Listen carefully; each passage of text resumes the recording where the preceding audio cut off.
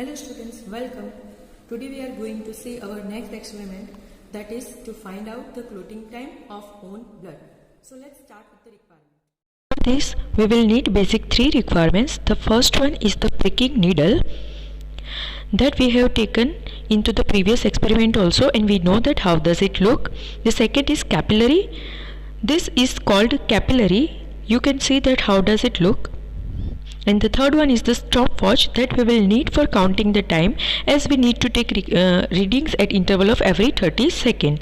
In bleeding time also we had taken this as at an interval of 30 seconds, and in clotting time also we will do the same thing, that we will take reading at the interval of 30 seconds. So now let's see about the procedure, what we have to do into this experiment.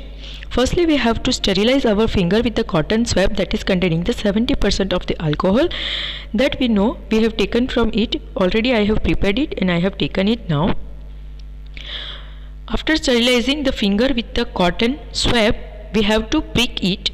Okay, after pricking it, the blood will come out and we will have to fill it into this capillary. Okay, we have to hold it at a drop and we have to fill it, but in filling the capillary we have to be careful that there should be no air bubble in this capillary.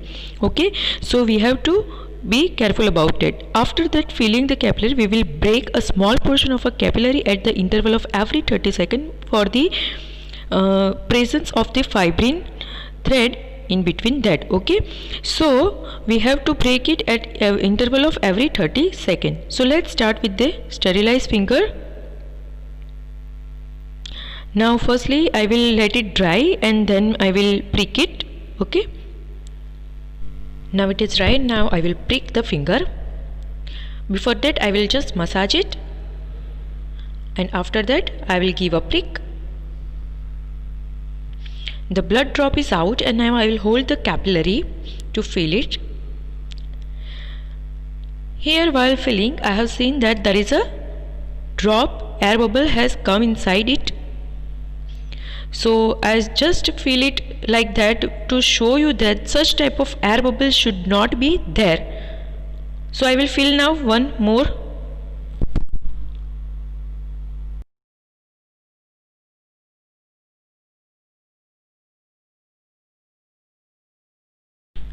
Now here I am taking care of that the air bubble will not enter into the capillary. Now you can see that the blood which I am filling, that it is completely coming into the capillary. I will fill it up to 90%, just you can see that, and no air bubble is coming in between.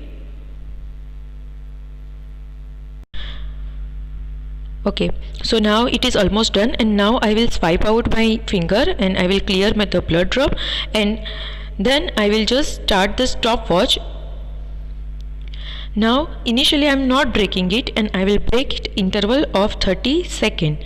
So at every 30 seconds I will break it. I will just wait for the minute 30 seconds, because initially of course there will be no thread, so it is it is okay not to take initial reading, and at the interval of 30 seconds it is okay. Okay, so as it is now about to be 30 seconds, I am just going to break it down now. So it is 30 seconds now. Let's break one part. Here I am breaking it, and you can see that there is the absence of thread, no thread is visible. So I'll just wait for more 30 seconds and we'll break it down. So let's see that. Okay, now next 30 seconds is about there, only 10 seconds remaining. So now it is about the next 30 seconds, means 60 seconds, means 1 minute. Okay, so I will break one more part.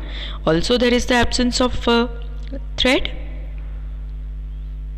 Likewise I will continue to break this capillary until I will observe a thread. Okay, so at interval of every 30 seconds I will continue to break a small portion of capillary till the thread is visible. So I am not showing all the results, but I am just keeping this procedure continue up to when the thread is visible. Okay, so let's see when the thread is visible. I have continued this process, so let's see the next.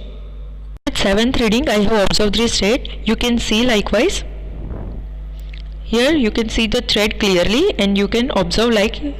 Now let's come to the observation. Okay, so let's start with the observation table for the clotting time. This is the observation table. The first column is the numbers of break. Second column is initial time, third column is final time, and the third column is difference. Almost it is similar to the bleeding time. After that, here the observation is visibility of fibrine strand in between the breaks, that is whether yes or no.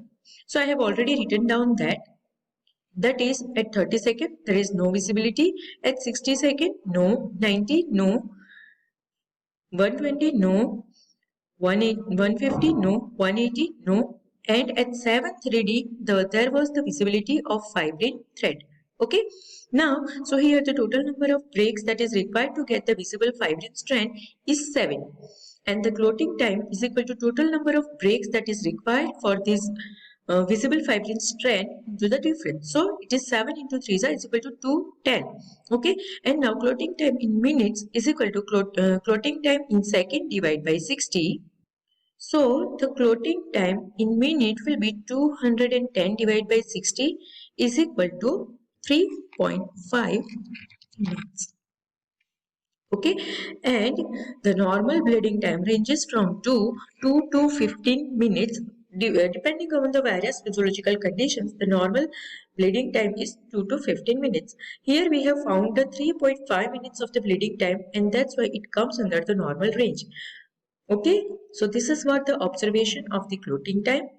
From this we can conclude that the clotting time of our own blood stays within the normal range. Okay,